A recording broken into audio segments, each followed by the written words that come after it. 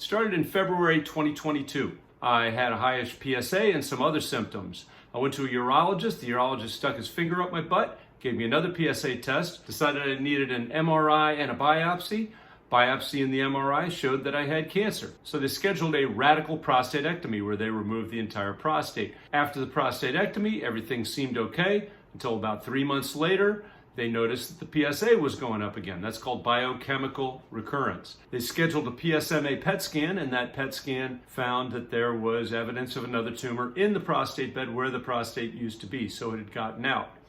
So now you're caught up. What do we need to do? So we got to get rid of that tumor, and the two tools, androgen deprivation therapy and radiation therapy. This is going to be mostly about the radiation therapy. Androgen deprivation therapy or hormone treatment reduces your testosterone. Tumors love testosterone. They feed off it. So what we want to do is starve it first, then the radiation can hopefully wipe it out. So in October, I got my first Lupron shot. We'll talk about that in the next episode.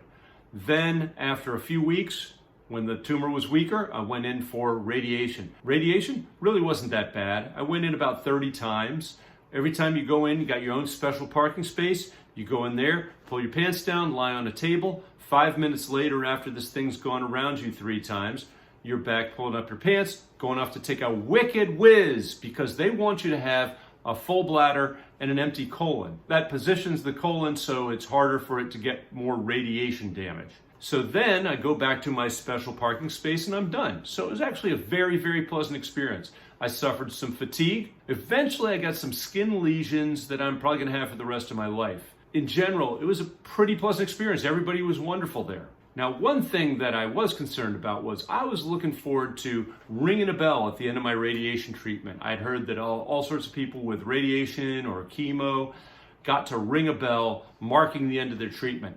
I never got to ring a bell. In fact, I downloaded an app that made a gong sound so I would have something to press at the end to commemorate it.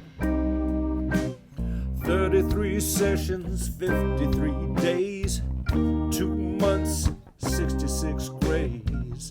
After all of the time I had, last treatment I should be glad, but I never rang a bell. Unlike the rest, no, I never rang a bell. Like my friend with radiation on her breast.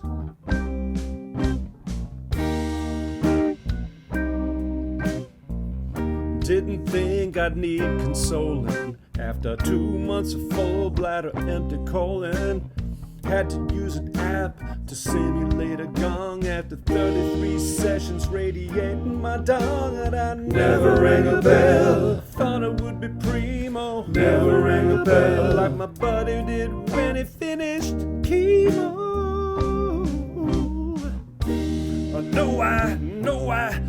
I never rang a bell. I looked forward to doing it. Never after months of lighting up my unit. Now, as it turns out, I was probably lucky not to have rung a bell, because people who rang a bell, it turns out statistically, look back on their treatment as more scarring than people that didn't ring a bell. Next time, I'm going to talk about androgen deprivation therapy, Lupron, hormone therapy. That was the one that's cost me the most. I want to talk about what the side effects were and how I've dealt with it and stayed positive so far 1 year in. You